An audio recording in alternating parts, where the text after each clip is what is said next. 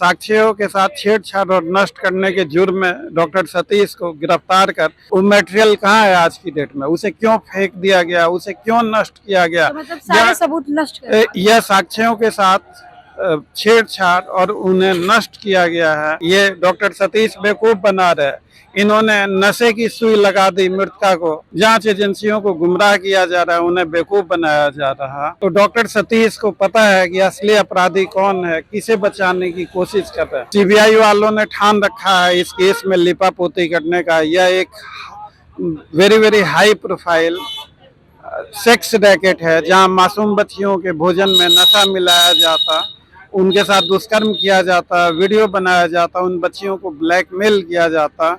हमारी नीट छात्रा बहादुर बच्ची थी, जब तक शरीर में जान थी वो दरिंदों से लड़ती रही।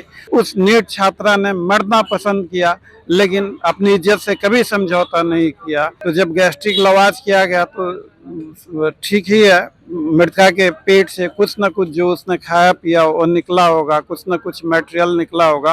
वो मटेरियल कहाँ है आज की डेट में, उसे क्यों फेंक दिया गया, उसे क्यों नष्ट किया गया। तो मतलब सारे सबूत नष्ट कर यह साक्ष्यों के साथ छेड़छाड़ और उन्हें नष्ट किया गया है, और इस साक्ष्यों के साथ छेड़छाड़ और नष्ट करने के जुर्म में डॉक्टर सतीश को गिरफ्तार कर उसे अभियुक्त बनाना चाहिए। लेकिन जांच अधिकारी उसे सख्ती से पूछताछ क्या उसकी आवभगत में लगे होते हैं, उससे कोई पूछताछ नहीं हो रही है डॉक्टर सतीश से।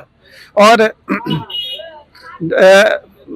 प्रभात मेमोरियल हॉस्पिटल के दूसरे डॉक्टर बताते हैं कि बच्ची होश में आई थी और उसे उसकी माँ से मिलाया गया। उसने अपनी माँ को बताया, माँ ने जब पूछा कि बेटी तुम्हारे साथ कुछ गलत भी हुआ, तो उसने हाँ में सर हिला।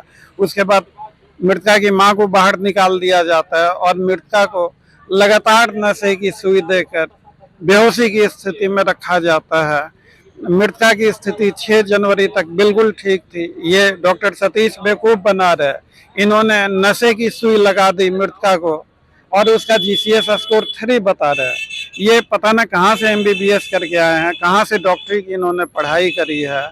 यह जो है आपका जीसीएस स्कोर नशे की इंजेक्शन लगाने के बाद हो ही नहीं सकता।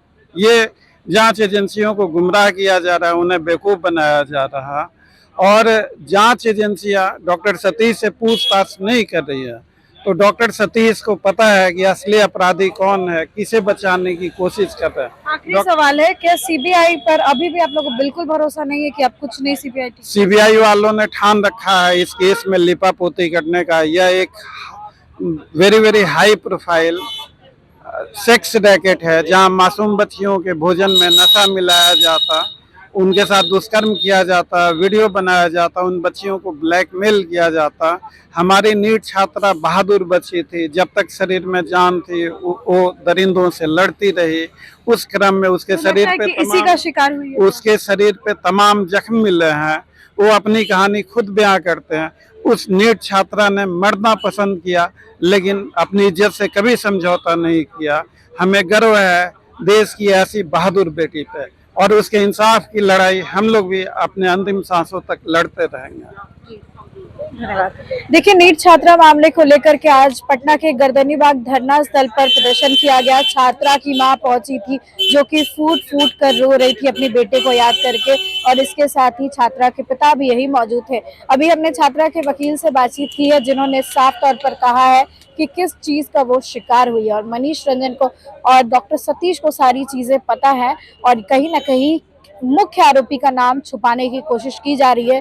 तो जो लड़ाई है न्याय की, वो जारी रहेगी। तो फिलहाल इस खबर में बस इतना ही। देखते रहे देशवा न्यूज।